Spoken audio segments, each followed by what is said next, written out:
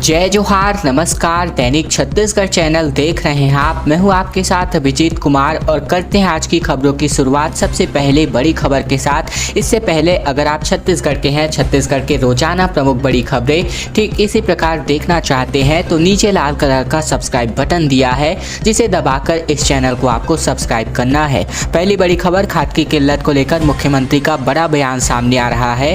कहा गया कि हमारे पास डीएपी की कमी है, लेकिन रासायनिक खाद पर हमारी निर्भरताएं कम हो रही है। प्रदेश भर में रासायनिक खाद की किल्लतों के बीच मुख्यमंत्री भूपेश बघेल का बड़ा बयान सामने आया है। पत्थलगांव में पत्रकारों से बातचीत पर मुख्यमंत्री ने कहा कि हमारे पास डीएपी खाद की कमी है, लेकिन हमारी निर्भरता रासायनिक खाद पर कम हो रही है। हम आज खुद खाद बना पा रहे हैं। इसके बाद बघेल ने यहाँ पर 94 करोड़ रुपए के विकास कार्यों का लोकार्पण और शिलान्यास भी किया है। मुख्यमंत्री ने बताया कि गोधन न्याय योजना के तहत खरीदे गए गोबर से स्व सहायता समूह गौठानों में ही कंपोस्ट बना रहे हैं। इसका उपयोग खेतों में हो रहा है। एक सवाल पर मुख्यमंत्री ने कहा कि राजीव गांधी किसान न्याय योजना के तहत मिलने वाली इनपुट सब्सिडी आगे भी जारी रहेगी। इसकी वजह से केंद्र सरकार फसलों का न्यूनतम समर्थन मूल्य जितना बढ़ाएगी, छत्तीसगढ़ के किसानों को उतना ही अधिक लाभ होने वाला है। छत्तीसगढ़ में बनेगा एक और जिला, मुख्यमंत्री भूपेश बघेल बोले कि यहाँ लीची और चाय की हो रही है खेती। इंग्लैंड भेजा जा रहा है यहाँ का महुआ, किसानों और आदिवासियों को मिल रहा है इसका सीधा लाभ। दरअसल मुख्यमंत्री भूपेश बघेल ने कहा कि सार्वभौम पीडीएस लागू है, हर व्यक्ति को राशन मिले, ये मैंने सुनिश्चित किया है। मुख्यमंत्री ने पत्थलगांव को नया जिला बनाने के सवाल पर कहा कि नए जिले बनाने की घोषणा के आसार से इनकार नहीं किया जा सकता। इससे पहले नए जिलों की स्थापना हो जाए, फिर इसके बारे में देखेंगे। उन्होंने कहा कि जसपुर में सड़कों की दिक्कत है, इसे मैं मानता हूं। ठेकेदार के कारण परेशानी हुई। खरसिया से पत्थलगांव 91 किलोमीटर 147 करोड़ रुपए की लागत से छत्तीसगढ़ विकास निगम के अंतर्गत स्वीकृत कर लिया गया है और इससे लोगों को लाभ मिलेगा। मुख्यमंत्री भूपेश बघेल ने पत्थलगांव के खाटू श्याम मंदिर में पूजा अर्चना की। उन्होंने मंदिर के क्षेत्र में और प्रदेश और लोगों के लिए समृद्धि की कामना की। बघेल ने मंदिर के परिक्रमण करके मंदिर के निर्माण के संबंध में जानकारी भी ली। समिति के सदस्यों द्वारा मुख्यमंत्री को स्मृति चिन्ह भेंट भी किया गया और नए जिले के निर्माण को लेकर के अब और एक और नए जो कयास है वो यहाँ पर लगाए जा रहे हैं। राहुल को बचाने के लिए अंतिम दौर का ऑपरेशन शुरू हो रहा है। 6 फीट का टनल बना करके राहुल को बाहर निकाले जाने की तैयारी की जा रही है। फिलहाल इस वक्त जब यह न्यूज़ बन रहा है तब तक के लिए यह अपडेट है। हो सकता है कि जब तक आप यह वीडियो देख रहे हो तब तक राहुल सुरक्षित तरीके से बाहर निकाला जा चुका हो। इसके अलावा बात करें तो छत्तीसगढ़ के जांजगीर में बीती शाम को जो है यहाँ पर बोरवेल में गिरे बच्चे को बचाने के लिए 60 घंटे से ऑपरेशन जारी रहा। जांजगीर चांपा के पिहरेद गांव में लगभग 11 साल का राहुल साहू बोरवेल में गिर गया था, जिसके बाद लगातार एसडीआरएफ, एनडीआरएफ, आर्मी और जिला प्रशासन की टीम कंबाइन होकर के रेस्क्यू ऑपरेशन चला रही है। 11 वर्षीय बच्चे को बोरवेल के गड्ढे से निकालने के लिए अंतिम दौर का ऑपरेशन बीती रात को जो है आधी रात को शुरू हो चुका था। इसे छत्तीसगढ़ का अब तक का सबसे बड़ा रेस्क्यू ऑपरेशन बताया जा रहा है। रेस्क्यू के लिए आने वाले तकरीबन 6 घंटे काफी महत्वपूर्ण होने वाले हैं। रेस्क्यू टीम 60 फीट नीचे गहराई में रेस्क्यू ऑपरेशन को अंजाम देने वाला है। ऐसे में इस ऑपरेशन के लिए 6 फीट का टनल तैयार किया जा चुका है। बच्चे को बाहर निकालने के लिए एसडीआरएफ और एनडीआरएफ की टीम गहराई में उतर चुकी है। वहीं रेस्क्यू टीम के द्वारा मैनुअल और प्रेशर के साथ साथ टनल तैयार करने का काम शुरू किया जा रहा है। मुख्यमंत्री भूपेश बघेल ने भी ट्वीट करके लगातार अपडेट किया है और कहा था कि सूरत में विशेष रोबोट की एक टीम बचाव अभियान में लगाने का निर्देश दिया गया। उन्होंने कहा कि गुजरात के रहने वाले महेश अहिर ने ट्वीट करके कहा है कि उनका आविष्कार राहुल को बचाने में मदद कर सकता है। इसके बाद उनकी सहायता के लिए उनसे संपर्क भी कर लिया गया था और वे भी मौके पर पहुंच चुके हैं। स्वास्थ्य एवं परिवार कल्याण विभाग में 621 पदों पर सीधी भर्ती होगी और अभ्यर्थियों के लिए यहां पर खुशखबरी निकलकर सामने आ रही है। सरगुजा जिले में विशेष कर्मचारी चयन बोर्ड सरगुजा संभाग के अंतर्गत स्वास्थ्य विभाग की भर्ती प्रक्रिया के लिए अभ्यर्थियों को अपने मूल दस्तावेज के साथ अंबिकापुर के लाइवलीहुड कॉलेज में बुलाया गया था, लेकिन अधिकारियों की लापरवाही की वजह से इन अभ्यर्थियों को परेशानियों का सामना करना पड़ गया। दरअसल शनिवार को कार्य दिवस नहीं होने के कारण दस्तावेज सत्यापन का कार्य नहीं किया गया। गौरतलब है कि विशिष्ट कनिष्ठ कर्मचारी चयन बोर्ड सरगुजा द्वारा विभिन्न विभागों में कर्मचारियों की सीधी भर्ती की प्रक्रिया की जानी है। पहली बार स्वास्थ्य एवं परिवार कल्याण विभाग के लिए तृतीय और चतुर्थ वर्ग के 621 पदों पर भर्ती की जाएगी। इसके लिए विशेष कर्मचारी चयन बोर्ड सरगुजा संभाग के अंतर्गत स्वास्थ्य विभाग की भर्ती प्रक्रिया के लिए अभ्यर्थियों को अपने मूल दस्तावेज के साथ अंबिकापुर के लाइवलीहुड कॉलेज में बुलाया गया था। आवेदनों के अनुसार सभी अभ्यर्थियों के मोबाइल पर 9 जून से लेकर 16 जून तक अपने अनुभव प्रमाण पत्र के साथ मूल दस्तावेज को लाने के लिए कहा गया था। लेकिन जब बड़ी संख्या में अभ्यर्थी शनिवार को अपने मूल दस्तावेजों के साथ लाइवलीहुड कॉलेज अंबिकापुर पहुंचे तो पता चला कि यहां किसी भी तरीके का काउंसलिंग नहीं किया जा रहा है। इन पर अभ्यर्थियों को बिना काउंसलिंग करवाए ही वापस जाना पड़ा। बोनस अंक के दावे के हेतु यहां पर प्रमाण पत्रों का सत्यापन भी होने जा रहा है। इसके अलावा शनिवार के अवकाश होने की वजह से अब इन अभ्यर्थियों को एक बार फिर से पुनः परेशान होना पड़ेगा।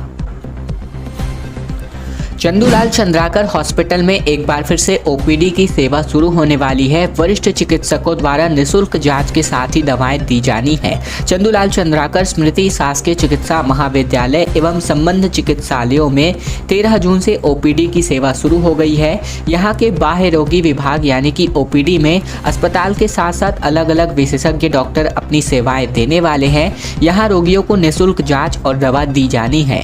इसके अलावा चंदूलाल चंद्राकर मेडिकल कॉलेज में कोविड के समय से ओपीडी बंद थी। इसे लेकर के लोगों को सामान्य बीमारी के लिए इलाज का लाभ यहां पर नहीं मिल पा रहा था। इसके अलावा बात करें तो अब जाकर के यह सुविधा वापस से शुरू हो रही है। इसके अलावा दी गई जानकारी के मुताबिक शुरुआत में यहां की ओपीडी में मेडिसिन, अस्थि रोग, इसके अलावा स्त्री रोग, शिशु रोग, साथ ही साथ नेत्र रोग, नाक एवं कान रोग, गला रोग विभाग के कुशल व वरिष्ठ चिकित्सक अपनी सेवाएं देने वाले हैं। अन्य विभाग के चिकित्सकों द्वारा ज्वाइन करने के तुरंत बाद से उनकी सेवाओं का लाभ मिलना शुरू हो जाएगा। इसके अलावा बात करें तो जल्द ही मरीजों को भर्ती करके यहां पर उपचार किया जाएगा। चंदूलाल चंद्राकर स्मृति शासकीय चिकित्सा महाविद्यालय एवं संबद्ध चिकित्सालयों में मरीजों को भर्ती करके उपचार नहीं किया जा रहा है। ओपीडी सेवा शुरू होने के बाद से प्रबंधन मरीजों की भर्ती करने की सुविधा पर ध्यान देगा। प्रबंधन के मुताबिक जल्द ही मरीजों को भर्ती के लिए उपचार देने के लिए यह सुविधा यहां मिलने लगेगी। मुख्यमंत्री भूपेश बघेल का विदेश दौरा सामने आ रहा है। 20 जून को इंडोनेशिया और सिंगापुर के लिए मुख्यमंत्री होंगे रवाना। कई कार्यक्रमों में शिरकत भी करने वाले हैं। दरअसल बात करें तो यहाँ पर कोरोना संक्रमण कम होने के बाद अब विदेशी दौरों का सिलसिला शुरू हो चुका है। प्रधानमंत्री मोदी के विदेश दौरे के बाद अब मुख्यमंत्री भूपेश बघेल भी अपने अधिकारियों और सलाहकारों के साथ 20 जून से लेकर के 27 जून तक इंडोनेशिया और सिंगापुर की यात्रा पर रहेंगे। सीएम बाली में क्लाइमेट चेंज सम्मेलन और साथ ही साथ 25 जून को सिंगापुर के कार्यक्रम में शामिल होंगे। उनके साथ प्रदेश के मुख्य सचिव अमिताभ जैन सहित कई सीनियर अफसर भी शामिल होंगे। मुख्यमंत्री बनने के बाद ये उनका दूसरा विदेश प्रवास होगा। इससे पहले अमेरिका के दौरे पर मुख्यमंत्री पहले भी जा चुके हैं। सीएम के साथ साथ उद्योग मंत्री कवासी लखमा के नेतृत्व में एक प्रतिनिधि मंडल छत्तीसगढ़ सरकार के वरिष्ठ अधिकारियों के साथ AVPN ग्लोबल कॉन्फ्रेंस में यहाँ पर भाग लेगा।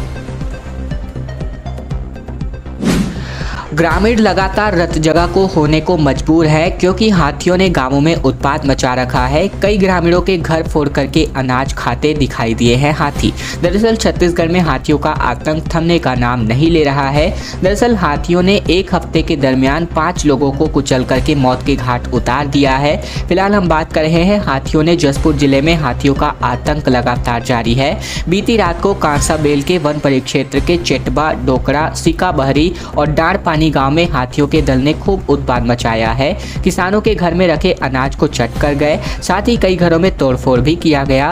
हाथियों की आतंक से ग्रामीण भय के साए में रत जगह करने को मजबूर हैं। कुनकुरी, पत्थलगांव, तपकरा और कांसाबेल वन परिक्षेत्र में हाथी जंगल से रिहायशी इलाके में आ जा रहे हैं, जिसकी वजह से पिछले 1 सप्ताह के भीतर हाथी के कुचलने की वजह से 5 लोगों की मौत भी हो चुकी है। एक नई तकनीक जो है इस्तेमाल में की जाएगी भारतीय दूरसंचार विभाग के द्वारा, जिसका नाम है D2M तकनीक। जिस तकनीक की वजह से बिना इंटरनेट के भी आप अपनी मोबाइल पर लाइव वीडियो जो है देख पाएंगे। दरअसल मोबाइल पर FM रेडियो प्रसारण के लिए जिस तकनीक का प्रयोग होता है, अब उसी तकनीक के माध्यम से D2M यानी कि डायरेक्ट टू यहाँ पर मोबाइल तकनीक काफ़ी मिलती जुलती है। फ़ोन में लगा रिसीवर रेडियो फ्रिक्वेंसी पकड़ता है और इसी तरह D2M तकनीक के लेकर के सीधे फ़ोन पर मल्टीमीडिया कंटेंट भेजा जा सकेगा। कंटेंट D2M यानी कि डायरेक्ट टू मोबाइल यानी कि D2M ब्रॉडकास्टिंग तकनीक के जरिए बिना इंटरनेट ऑनलाइन मल्टीमीडिया कंटेंट देखा जा सकेगा और लाइव अपडेट पाए जा सकेंगे। इसमें बफरिंग या फिर अटकने या फिर नेट खत्म होने जैसी कोई भी समस्याएं पैदा नहीं होंगी। डिपार्टमेंट ऑफ टेलीकम्युनिकेशन यानी कि DOT और प्रसार भारती मिलकर इस पर काम कर रहे हैं। इसके अलावा डायरेक्ट टू मोबाइल तकनीक ब्रॉडबैंड व ब्रॉडकास्टिंग को मिलकर के तैयार करी जा रही है। इस तकनीक से हर जानकारी सीधे यूजर्स तक पहुंचेगी, ठीक वैसे ही जैसे यूजर्स FM रेडियो का इस्तेमाल करते हैं। ब्रॉडकास्टिंग के लिए वायर की जरूरत भी नहीं होगी। और बता दें कि यहाँ पर अब जो है ब्रॉडबैंड और स्पेक्ट्रम में भी सुधार होने वाली है। अभी इंटरनेट से वीडियो देखने पर कई बार बफरिंग या विजुअल क्वालिटी प्रभावित होती है। नई तकनीक से ऐसा कुछ नहीं होगा। इस तकनीक के जरिए यूजर को कई सुविधाएं मिलने वाली है। लाइव मैच से लेकर के खबरों के अपडेट तक सब कुछ तेज स्पीड के साथ यूजर्स को मिलने वाला है।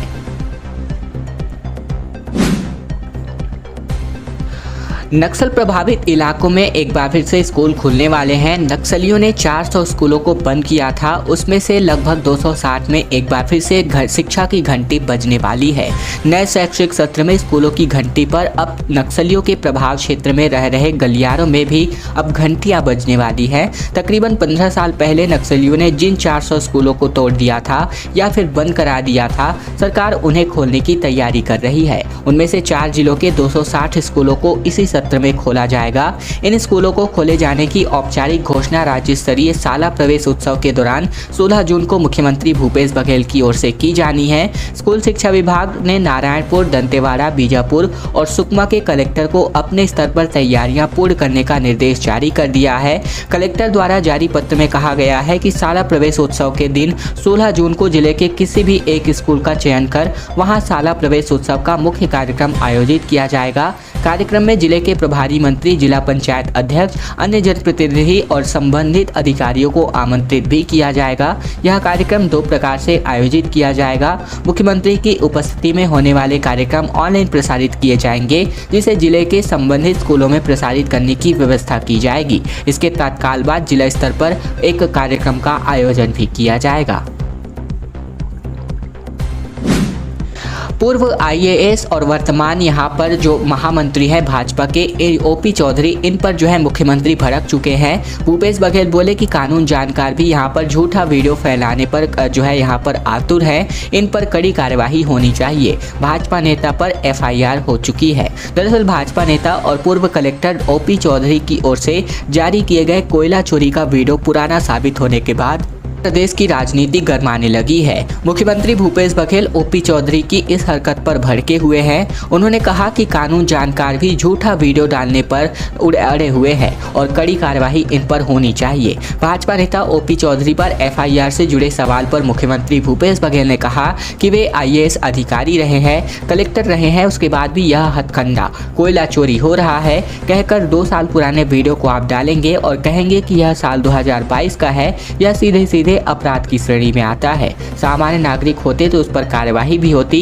ये IAS अधिकारी रहे हैं तो अपराध और बड़ा होता है। कानून जानकर भी ऐसा करने वालों के खिलाफ तो और बड़ी कार्यवाही होनी चाहिए। रमन सिंह ऐसे लोगों को बचाने में लगे हुए हैं। फिलहाल मुख्यमंत्री भूपेश बघेल ने तंज कसते हुए ये बातें कही हैं। खैर दोस्तों, आज की खबरों का सिलसिला बस यहीं तक का था। वीडियो पसंद आए तो नीचे लाइक बटन है, जिसे दबाकर इस वीडियो को आपको बहुत ही छोटा सा लाइक करना है। नीचे लाल कलर का सब्सक्राइब बटन भी दिया है, जिसे दबाकर इस चैनल को आपको सब्सक्राइब करना है, ताकि प्रतिदिन की महत्वपूर्ण खबरें, छत्तीसगढ़ के समाचार बिना किसी रुकावट रोजाना हम आप तक पहुंचा सके। तो चैनल को जरूर सब्सक्राइब कीजिएगा।